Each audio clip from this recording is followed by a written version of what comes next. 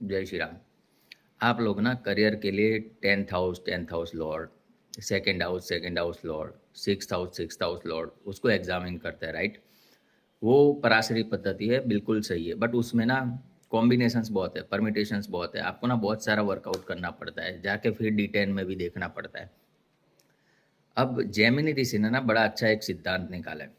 देखो, जैसे स्थायी कारक होते हैं, जैसे सूर्य आत्मा का कारक है, शनि पीड़ा का कारक है, शुक्र वेल्थ का कारक है, वो स्थायी कारक है, सबके लिए सेम।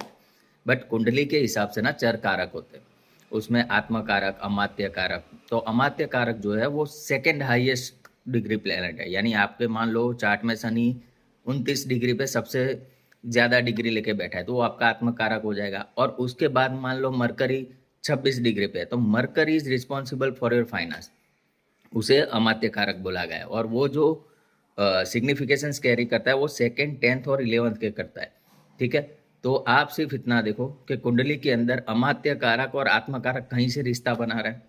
पहला रिश्ता तो ये होगा कि दोनों एक ही राशि में हो, ठीक है। जैसे पराशरी में होता है एक ही घर में, एक ही राशि में, उसी हिसाब से आत्मकारक अमात्य कारक एक ही राशि में हो।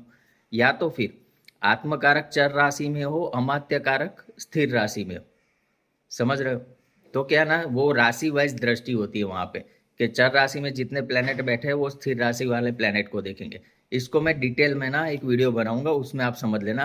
अभी के लिए इतना समझो कि आत्मकारक और अमात्य कारक अगर साथ में है तो आपके जीवन में फाइनेंस की कंडीशंस बहुत अच्छी। जय श्री राम।